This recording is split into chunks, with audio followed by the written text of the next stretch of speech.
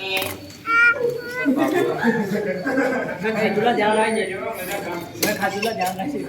महाराणा प्रताप के उपनाम।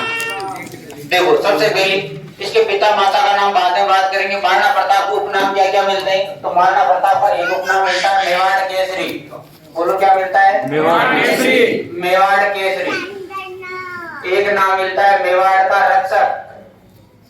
क्या नाम मिलता है? मेवाड़ का रक्षक। मेवाड़ का रक्षक। एक महाराणा प्रताप का उपनाम मिलता है हिंदुआ सूरज। हिंदुआ सूरज। वैसे मेवाड़ वाले सारे महाराणा क्या कहलाते थे? हिंदुआ सूरज कहलाते थे। बप्पा रावल की भी उपाधि थी हिंदुआ सूर्य, हिंदुआ सूरज। तो महाराणा प्रताप की उपाधि हिंदुआ सूरज। एक महाराणा प्रताप को नाम मिलता है वीर शिरोमणि। बोलो क्या मिलता है? वीर शिरोमणि। वीर शिरोमणि। एक महाराणा प्रताप को नाम मिलता है हल्दी घाटी का शेर। हल्दी घाटी का शेर। और एक महाराणा प्रताप को नाम मिलता है नीले घोड़ेरा सवार। नीले घोड़ेरा सवार।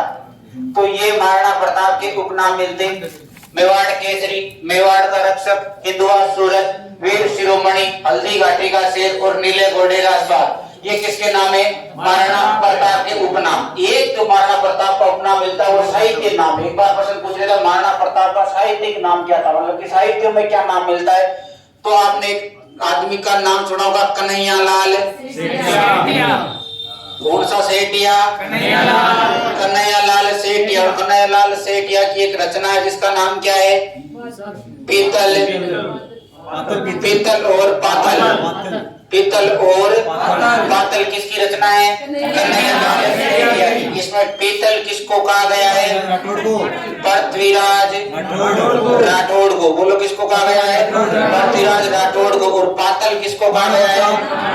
महाराणा प्रताप को। तो महाराणा प्रताप का एक उपनाम और क्या मिलता है? पातल को महाराणा प्रताप उपनाम मिलता है। तो ध्यान रखना प्रश्न पूछ ले साहित्यिक नाम क्या था महाराणा प्रताप का? पातल था। देखो ये जो पृथ्वीराज राठौड़ है ये किसके दरबार में रहा करता था? अकबर के दरबार में रहा करता था। बीकानेर के कल्याणमल का पुत्र था, अकबर के दरबार में रहा करता था। ये अकबर के दरबार में 24 घंटे महाराणा प्रताप, महाराणा प्रताप, महाराणा प्रताप, महाराणा प्रताप ऐसा, महाराणा प्रताप वैसा, महाराणा प्रताप ऐसा। महाराणा प्रताप नहीं झुकेगा, वो अधीनता स्वीकार नहीं करेगा। अकबर के सामने हमेशा किसकी बड़ाई करता रहता था? हाँ, ये वीर बांकुरे पीतल ने रजपूती गौरव गारियो, बीकानो पूत करारो हो, राणारो प्रेम पुजारियो। महाराणा प्रताप का बड़ा भक्त हुआ करता था पृथ्वीराज राठौड़। अब पृथ्वीराज राठौड़ हमेशा अकबर के दरबार में किसकी प्रशंसा करता था? महाराणा प्रताप। इससे अकबर क्रोधित तो रहता ही था। कन्हैयालाल सेठ ऐसा बताते हैं कि जब महाराणा प्रताप जंगलों में भटक रहे थे तो इनका पुत्र था अमर सिंह। अमर सिंह भूख प्यास की मारे रो रहा था। तो आखिर में क्या करते हैं महाराणा प्रताप? कैसे भी करके घास फूस की रोटी बनाकर किसको देते हैं? अमर सिंह को। लेकिन जब किस्मत खराब हो तो ऊंट पर बैठे हुए आदमी को गंड काट लेता है।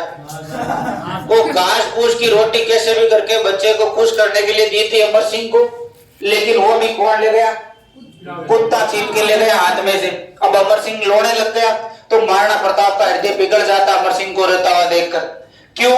क्योंकि महाराणा प्रताप सोचा कि मैंने मेवाड़ के लिए क्या क्या नहीं किया, जंगलों में भटक रहा हूँ, भूख प्यास से मारे मर रहा हूँ, पूरी परिवार मर रहा है। और वो अमर सिंह को रोता देखता है तो कहता है कि अब मैं अकबर को अधीनता पत्र का स्वीकार लिख दूंगा। क्योंकि महाराणा प्रताप ने सोचा था कि मेला में 56 भोग होता, मनवार बिना करता कोनी, सोनारी तालिया नील मरे, बाजोट बिना डरता कोनी, बे आय जकार करा पगला फूल्याणी कौड़ी से जा पर, बे आज फिरे भूखा तीसा हिंदुआ ने सूरज राठा कर। और महाराणा प्रताप का दिमाग खराब हो गया और महाराणा प्रताप ने अधीनता स्वीकार का पत्र लिख दिया था। वो लोग इसको अकबर को।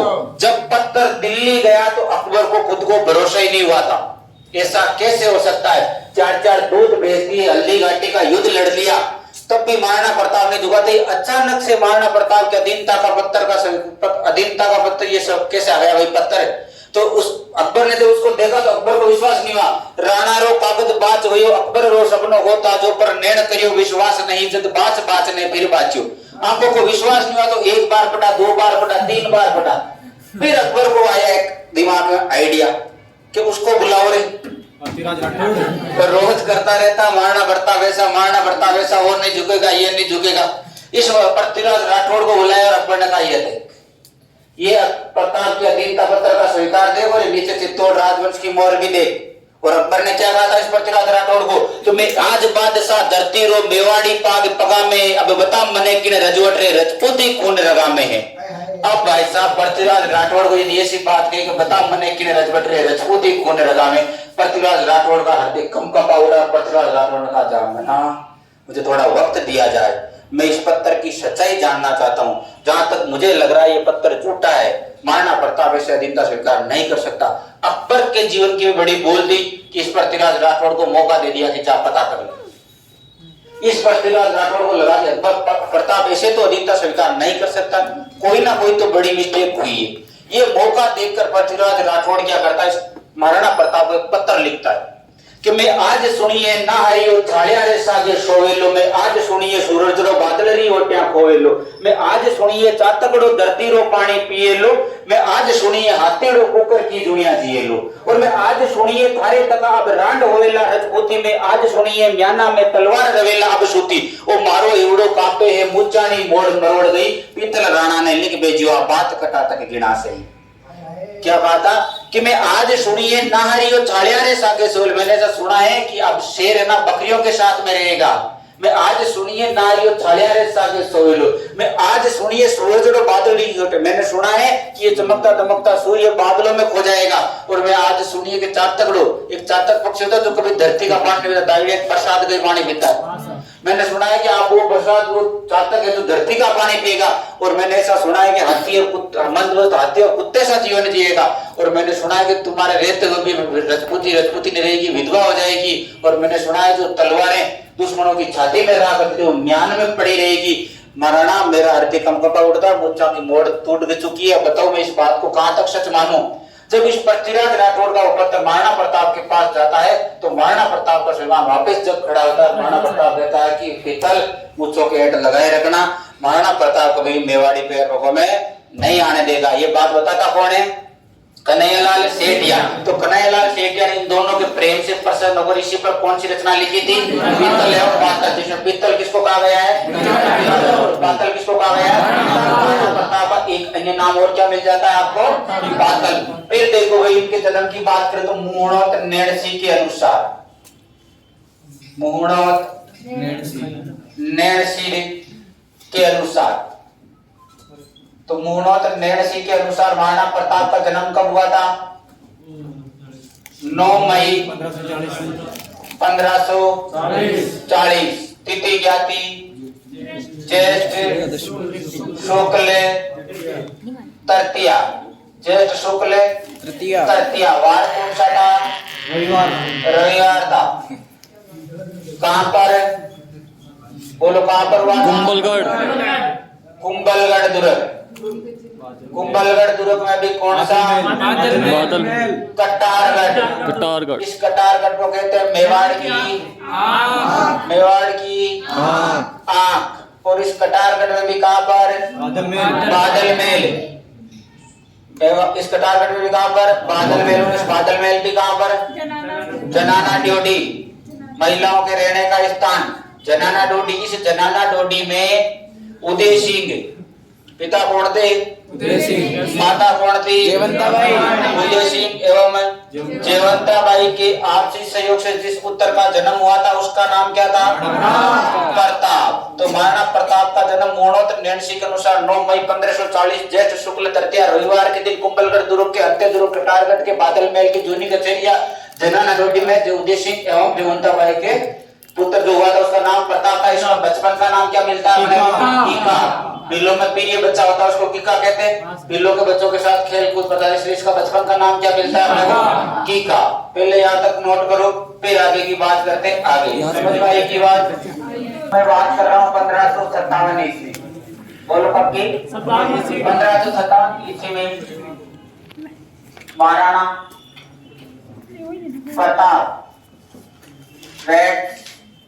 बोलो क्या नाम था इनकी पत्नी का, अजबदेव पवार, डॉटर ऑफ रामरस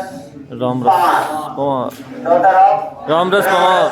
1557 में प्रताप जी। अभी अपन देखो शासक बनने के पहले की बात कर रहे हैं।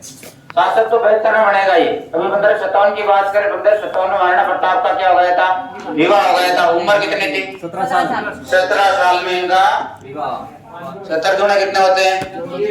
फिर भी अता पता है कि अभी तक नहीं है। तो और इन दोनों के जो आपसी सहयोग से पुत्र हुआ था उसका नाम क्या था? अमर सिंह। अमर सिंह का जन्म कब हुआ था? 16 मार्च 1559 को। 19 साल की उम्र महाराणा प्रताप के पुत्र हुआ था जिसका नाम क्या था? अमर सिंह। इसके बाद देखो महाराणा प्रताप की अन्य रानियां, ये तो इम्पोर्टेंट थी, अन्य रानियां भी थी। एक का नाम था छियर बाई। कौन सी बाई? छियर बाई। एक का नाम था फूल कंवर। फूल कंवर। हाँ, ये छियर बाई तो थी आपके जैसलमेर की। बोलो कहाँ की थी? जैसलमेर। जैसलमेर की। और ये जो फूल कंवर थी ये कहाँ की थी? जोधपुर की। जोधपुर। तो 1557 में महाराणा प्रताप का विवाह अजब गंवार के साथ हुआ था। और जो इनके पुत्र हुआ था अमर सिंह, जो आगे चलकर राजा भी बनेगा प्रताप के बाद में, वो अमर सिंह किसका पुत्र था? अजब गंवार का पुत्र था। इसकी अन्य रानियों की मान लो बात पूछ ले तो अन्य दो रानियां थी, छियर बाई और फूल कंवर। मतलब इतना अकबर के साथ बिजी होते हुए इसने 3 शादियां कर ली थी। इसके बाद देखो भाई, मैंने कल बताया था आपको 28 फरवरी 1572 दिन कौन सा था? फाल्गुन पूर्णिमा। फाल्गुन पूर्णिमा कौन सा था यार?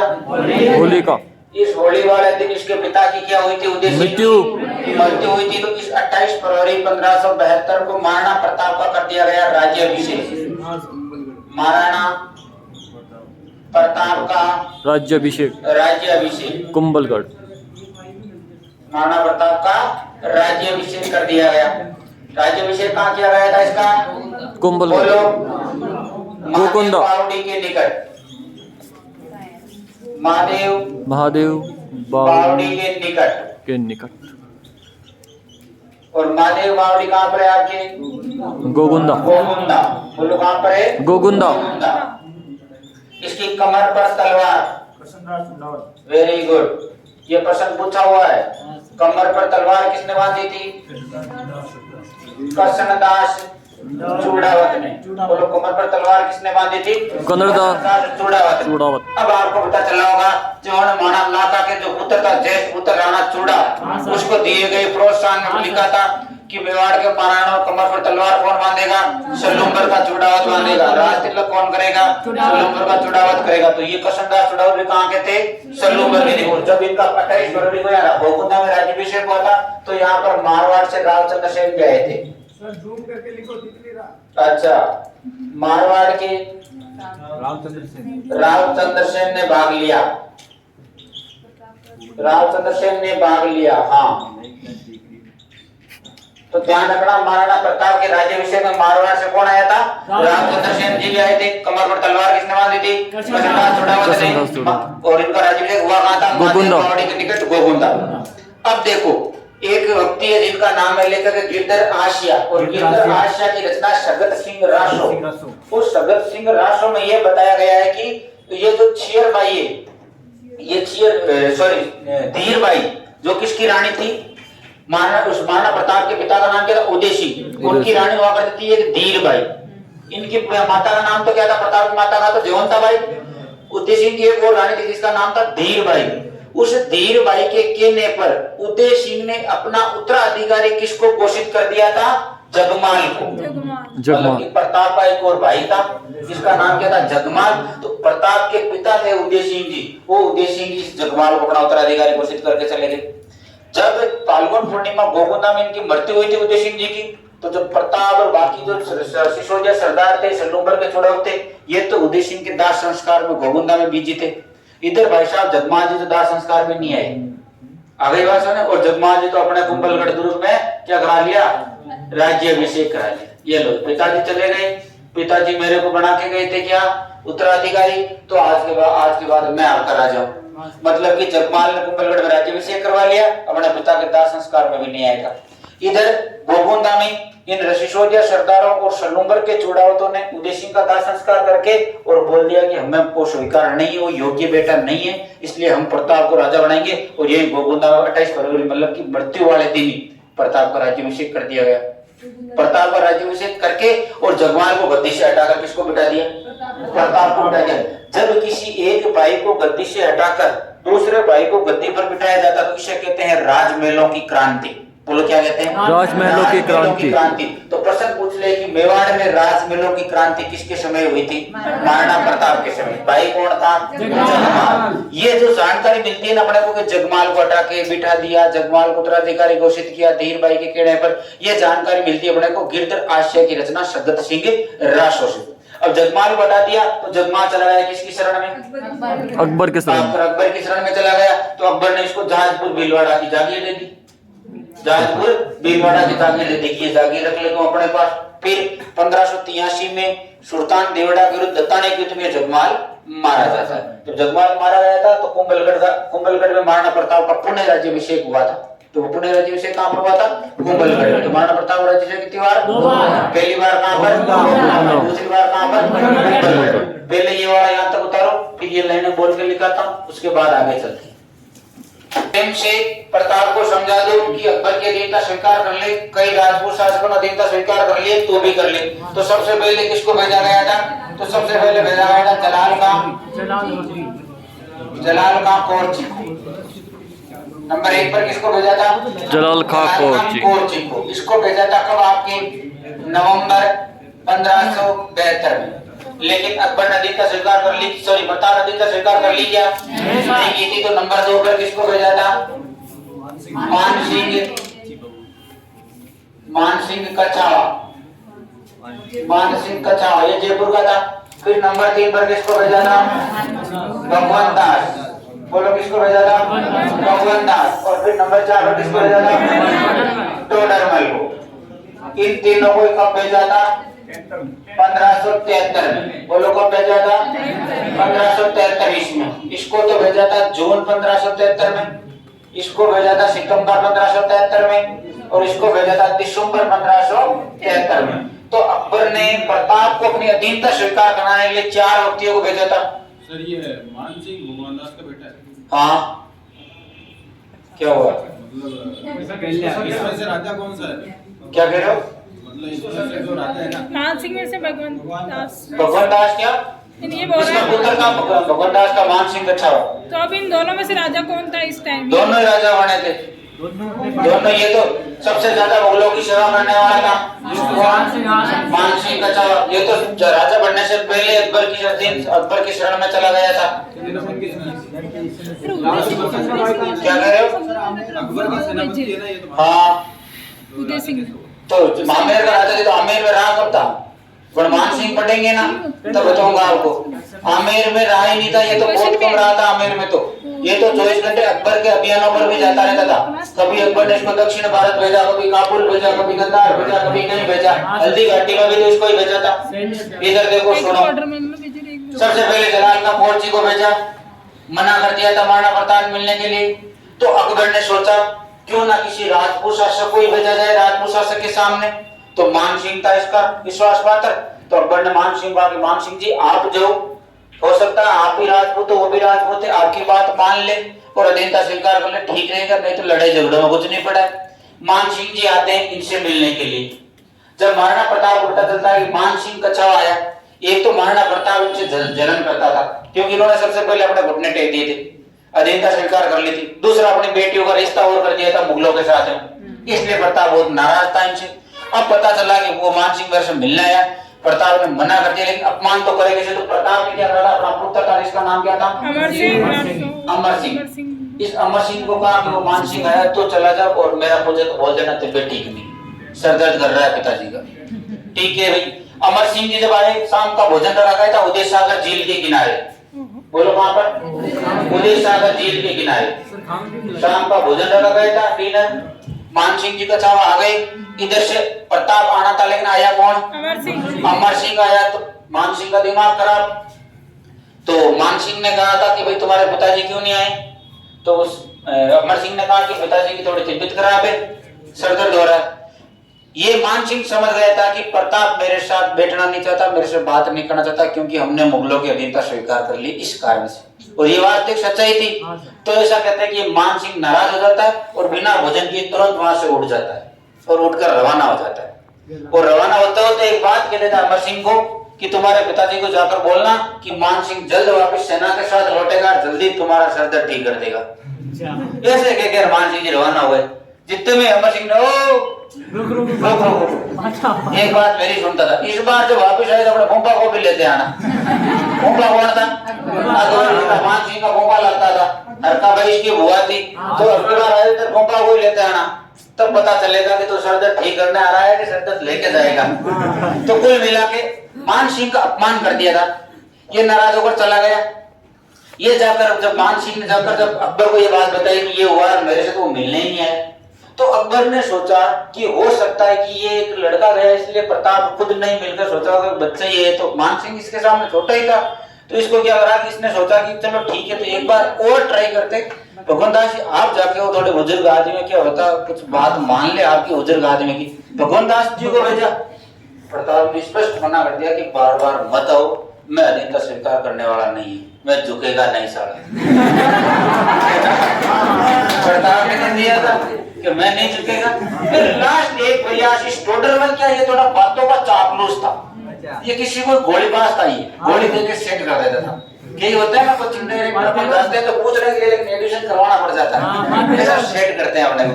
तो टोडरमल था, टोडरमल को अपना आप पे कॉन्फिडेंस था। टोडरमल ने कहा अकबर जी मेरे को एक बार जाना दो बादशाह, मैं सेट कर करूंगा प्रताप। लेकिन टोडरमल से नहीं हुआ। तो प्रताप पर अकबर परेशान हो गया कि अब ये मानने वाला नहीं है, अब तो अंतिम चारा क्या बचा है? आक्रमण ही बचा है। दूसरी चीज ये मान सिंह जब आया था ना अपमानित होकर, तो मान सिंह ने अकबर को आते ही बोल दिया था कि जब भी प्रताप के खिलाफ आप सैनिक अभियान भेजो तो उसका नेतृत्व मुझे देना, मैं उसका वास्तव में सर दर्द ठीक करके आऊंगा। क्योंकि उसको जो कुंभा वाली बात कही थी वो अकर गई थी मान सिंह को। मान सिंह का जब भी आपको प्रताप के खिलाफ युद्ध करना हो सेनापति मुझे बना देना, फिर मैं देखो उनकी क्या हालत करके आता हूँ। ठीक है, दोनों अकबर और मान सिंह ने अपना यही अजमेर में जो नए बाजार में जो दुर्ग मैगजीन का किला जिसे अकबर का किला कहते हैं वहां पर बैठकर प्रताप को बंदी बनाने की योजना बनाई थी।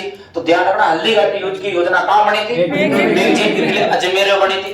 3 अप्रैल 1576 को ये मान सिंह अजमेर से सेना लेकर मांडलगढ़ होते हुए मोलेला गांव राजसमंद पहुंच जाता है। उधर जब प्रताप को पता चलता है कि सेना आ गई है तो युद्ध करेंगे, तो प्रताप भी कुंभलगढ़ से अपनी सेना लेकर लोसिंग गांव राजसमंद पहुंच जाता है। महाराणा प्रताप ने अपना जो मुख्य नियंत्रण केंद्र है हल्दीघाटी का वो बनाया था केलवाड़ा राजसमंद में, और महाराणा प्रताप का जो शस्त्रगार था वो था मायरा की गुफा कोलियारी गांव राजसमंद। और इसके बाद में सारा सेट इधर महाराणा प्रताप की सैनिक सेट, उधर वो सेट। आखिरकार 21 जून 18 जून 1576 को कौन सा युद्ध हो जाता है? हल्दीघाटी का युद्ध हो जाता है। तो पहले एक बार ये चार्ट बनाओ, उसके नीचे 4-5 लाइन देखो, फिर करवाते हैं हल्दीघाटी का घमासान। महाराणा प्रताप ने बाद में युद्ध होना निश्चित हो गया, तो कौन सा युद्ध हुआ था? हल्दीघाटी का युद्ध। एक डेट मिलती है 21 जून 1576 की, एक डेट मिलती है 18 जून 1576 की। तो ध्यान रखना 18 जून को तो कौन बताते हैं? आदर्शी लाल श्रीवास्तव। कौन बताता है? आदर्शी लाल श्रीवास्तव। तो आदर्शी लाल श्रीवास्तव के अनुसार जो ये युद्ध ये कब हुआ था? 18 जून 1576 को। जबकि गोपीनाथ शर्मा, कौन सा नाथ? गोपीनाथ शर्मा के अनुसार ये युद्ध कब हुआ था? 21 जून 1576 को। अपने को दोनों चीजें याद रखनी है कि गोपीनाथ शर्मा के अनुसार 21 जून 1576 को हुआ था, जबकि आदर्शी लाल श्रीवास्तव के अनुसार ये युद्ध कब हुआ था? 18 जून को हुआ था। अब देखो आदर्शी लाल श्रीवास्तव ने इस युद्ध को कहा है बादशाह बाग का युद्ध। बादशाह बाग का युद्ध, बादशाह बाग का युद्ध। बादशाह कौन था? बाग कौन था? प्रताप। इसलिए इनको कहा है बादशाह बाग का युद्ध। तो आदर्शी लाल श्रीवास्तव ने कहा, ये प्रश्न पूछा हुआ है कि हल्दीघाटी युद्ध को बादशाह बाग का युद्ध किसने कहा था? आदर्श लाल वास्तव श्रीवास्तव ने। तो गोपीनाथ शर्मा जी ने इसको निर्णायक युद्ध कहा है कि इसका कोई निर्णय नहीं हुआ था। ये निर्णायक युद्ध, बोलो क्या कहा है? ये निर्णायक युद्ध किसने कहा है? गोपीनाथ शर्मा। अब यदि अपन हल्दीघाटी की बात करें तो देखो ये बनास नदी के किनारे हल्दीघाटी, इस कारण से इसको कहा जाता है बनास का युद्ध। बोलो क्या कहा जाता है? बनास का युद्ध। बनास का युद्ध। इस युद्ध में हाथियों ने भी भाग लिया था।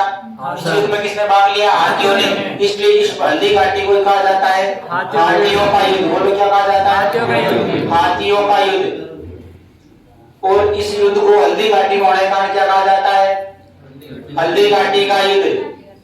हल्दी घाटी का युद्ध, और इसको कहा जाता है मेवाड़ की थर्मोबली। Colonel James Tod.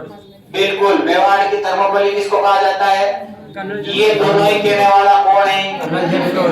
Colonel James Tod. James Tod. Colonel James Tod ने इसको हल्दी घाटी का युद्ध कहा है, और कर्नल जेम्स टोड ने इसको क्या कहा है? मेवाड़ की थर्मोबली। और ये थर्मोबली का क्या है भाई? तो ये ध्यान रखना, यूनान के एथेंस शहर का मैदान है। एथेंस शहर का मैदान है, जिसको क्या कहा गया है? थर्मोबली कहा गया। अब आओ भाई आप इधर, एक तरफ कौन थे? महाराणा प्रताप, एक तरफ कौन थे? मानसिंह कछावा। मतलब कि मानसिंह कछावा ने किसकी सेना का नेतृत्व किया था? अकबर की सेना का। ये संभवतः पहला मौका था जब किसी राजपूत ने इतनी बड़ी मुगल सेना का नेतृत्व किया था। बाकी जो मुख्य सेनापति मुगलों को ही बनाया जाता था, ये पहले ही मौका था कि किसी मुगल सेना, इतनी बड़ी मुगल सेना का मुख्य सेनापति किसको बनाया गया था? किसी हिंदू को बनाया गया था। अब देखो भाई, महाराणा प्रताप की यदि बात करें तो इसके हरावल सेना का नेतृत्व कौन कर रहा था? हरावल। और पीछे वाले बाप को क्या कहते थे? पीछे वाले बाप को, सेना के पीछे वाले बाप कहते थे चंदावल। बोलो क्या कहते थे? चंदावल। लेफ्ट वाले बाप को क्या कहते थे? लेफ्ट वाले बाप को कहते थे वाम पार्श्व। बोलो क्या कहते थे? वाम पार्श्व।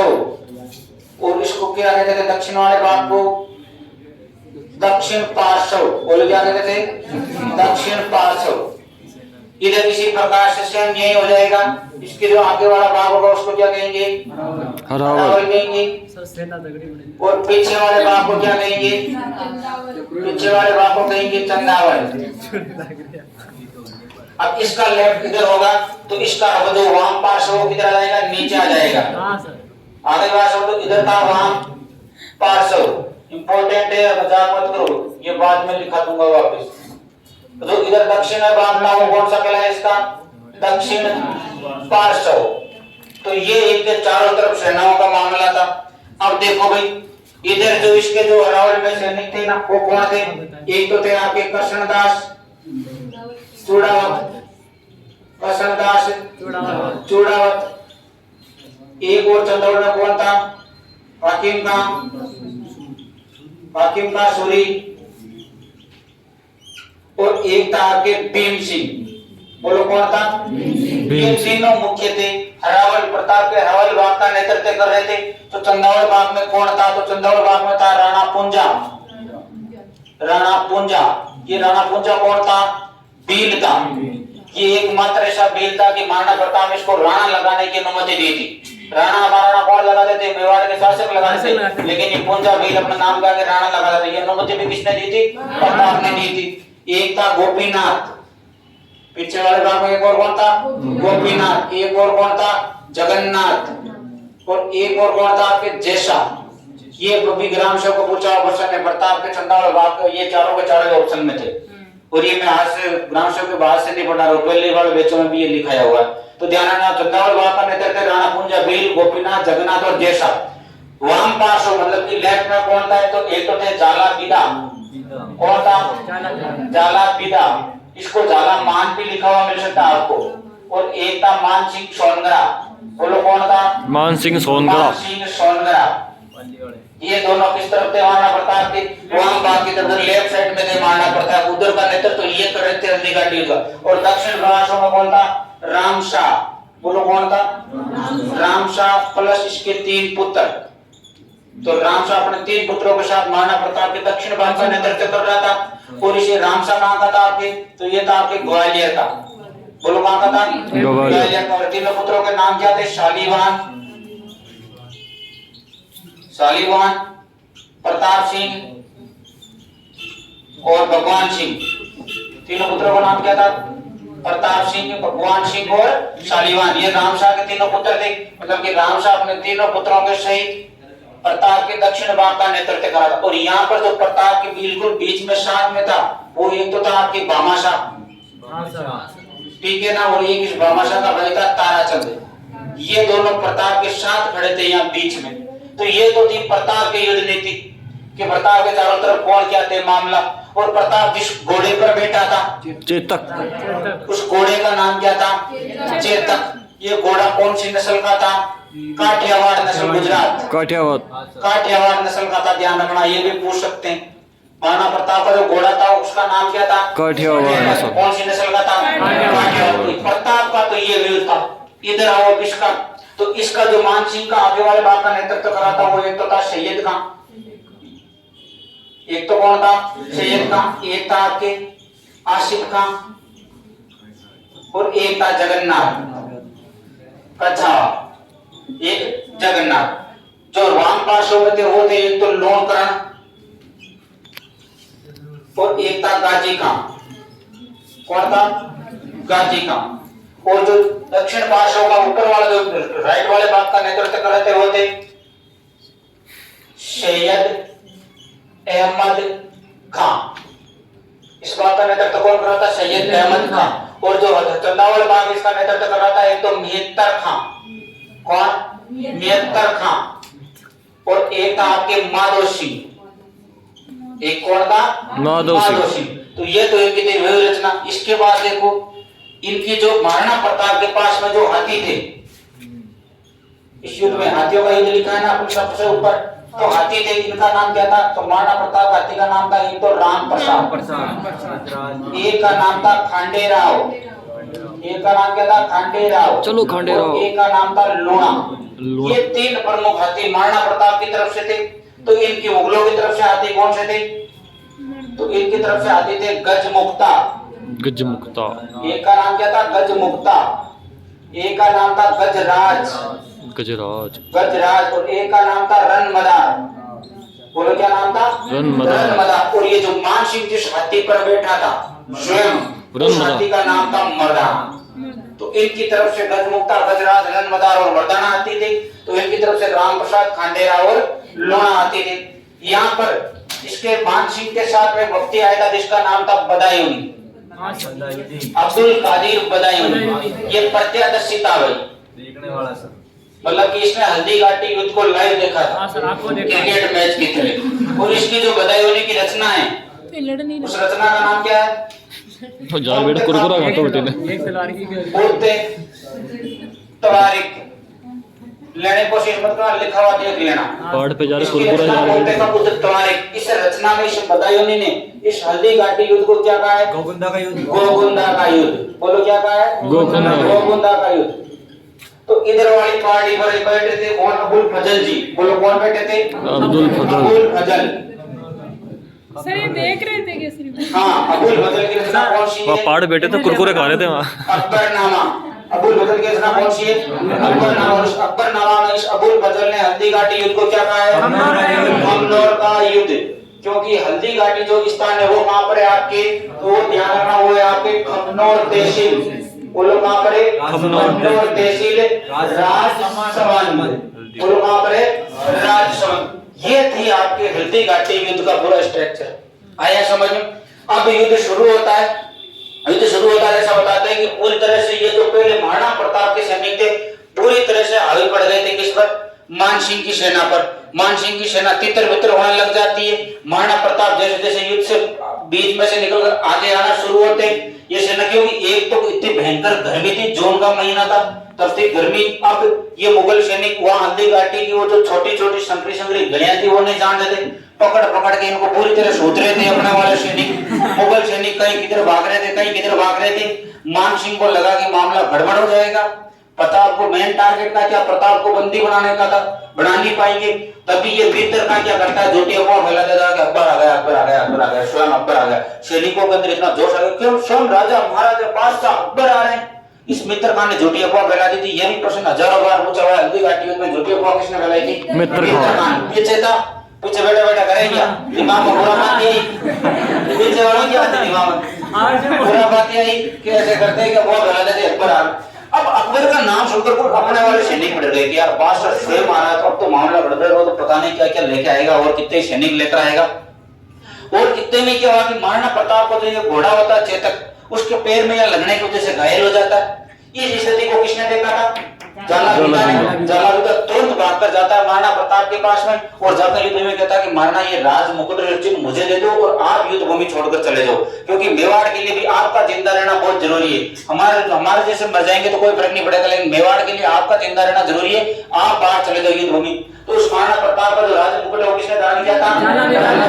झाला मान ने। और महाराणा प्रताप युद्ध भूमि छोड़कर बाहर चले जाते। जब महाराणा प्रताप बाहर जाते तो दो मुगल सैनिकों ने देख लिया था कि ओरिजिनल प्रताप तो हो जा रहा है, वो इसके पीछे पीछे जाते।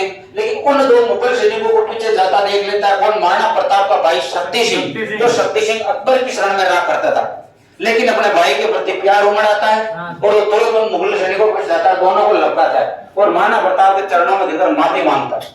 आई बात है। तो उसके बाद महाराणा प्रताप का घोड़ा 13-14 फुट लंबा नाला था, उसको खुद समय बलीचा नामक स्थान पर शहीद हो जाता है। वहीं पर प्रताप की क्या सॉरी उसकी चेता का क्या बना हुआ? स्मारक बना हुआ। कुल मिला के प्रताप बाहर जाने के बाद में झाला बीदा ने नेतृत्व किया। झाला बीदा का बेचारा नेतृत्व करते करते वीर गति को प्राप्त हो गया था। इधर मित्रता की झूठी अफवाह के कारण ये अपने राजपूत सैनिक भी टूट गए थे। और ऐसा बताते हैं कि कहीं ना कहीं तो ऐसा बताया गया है कि ये जो युद्ध है वो कौन जीत जाता है? मान सिंह जीत जाता है। लेकिन ये कतई नहीं, मैं नहीं कहता हूं कि इस युद्ध को मान सिंह जीत गया था। इस युद्ध में विजय प्रताप की हुई थी। नवीन इतिहासकार चंद्रशेखर शर्मा एनसीईआरटी किताबों के अनुसार हल्दी घाटी के युद्ध में कौन विजय हुआ था? महाराणा प्रताप विजय हुआ था। दूसरा टारगेट कि अकबर का उद्देश्य था कि महाराणा प्रताप को अधीनता स्वीकार करवाना और बंदी बनाना। क्या बना पाए? क्या नहीं। फिर कैसे जीत गए? दूसरी जीत 1577 में महाराणा प्रताप की सील और मोहर लगे हुए रजिस्ट्री और पट्टे जारी किए हुए मेवाड़ राज्य में। तो जब हल्दी घाटी आपने छीन लिया तो भाई मेवाड़ के पट्टे महाराणा प्रताप के नाम से कैसे जारी हो रहे हैं भाई? तो इसका मतलब महाराणा प्रताप नहीं आ रहा था, ये फालतू झूठी अफवाह। और यही बताता है मंत्र का बुद्ध को तो ये वाले तो आ गई बात। ये था पूरा हल्दी घाटी युद्ध का। और जहां पर इन दोनों का ये युद्ध हुआ था ये पूरा एक रक्त का तालाब बन गया था। इसीलिए अभी भी इस जगह को किस नाम से जाना जाता है? रक्त तड़ाई के नाम से जाना जाता है। इसी घटना को मेवाड़ की ख्यातों के अंदर भी प्रस्तुत किया गया है। मेवाड़ की ख्यातों में किस प्रकार से प्रस्तुत किया गया है? पीछे पीछे गाना है आपको, सारे एक्टिव हो जाओ।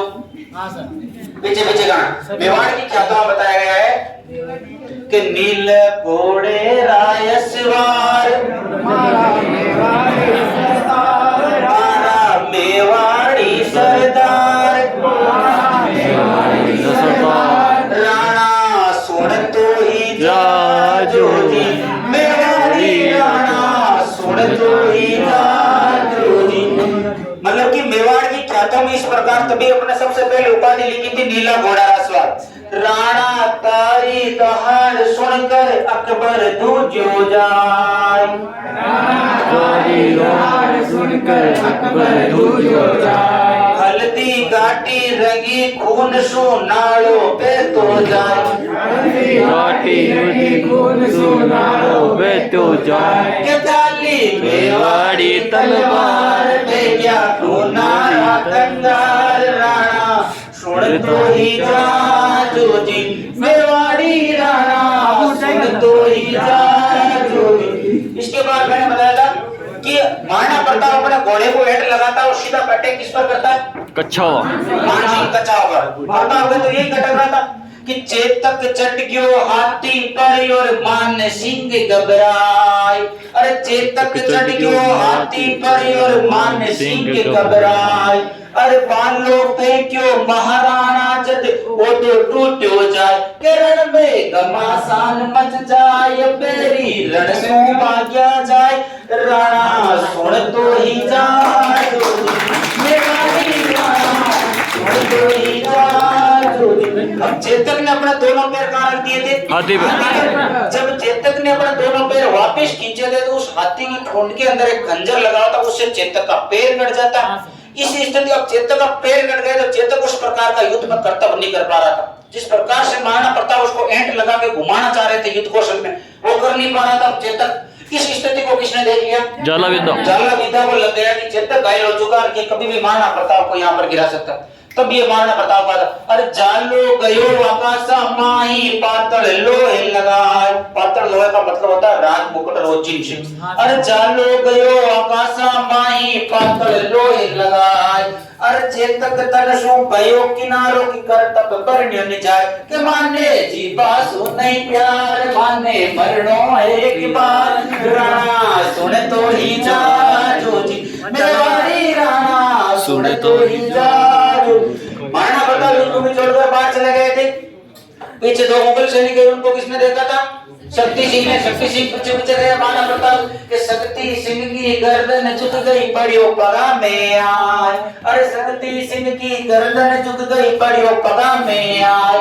अरे प्यार चुंब गयो गले लूंब गयो वचन न मोंडे आए के दोनों वासुड़ा डलकाए बाकी बाहा गुण छुड़वा राणा सुन तोरी जाजूरी देवाड़ी राणा सुन जाई मेवाड़ की ख्यातों में महाराणा प्रताप का जो वर्णन है हल्दी घाटी युद्ध का वो मेवाड़ की ख्यातों में इस प्रकार से किया गया है। और नवीन इतिहासकार चंद्रशेखर शर्मा के अनुसार तो इस युद्ध में विजय किसकी होती है? महाराणा प्रताप की विजय होती है। आया मजा? पहले ये छापो उसके बाद आगे की बात करेंगे।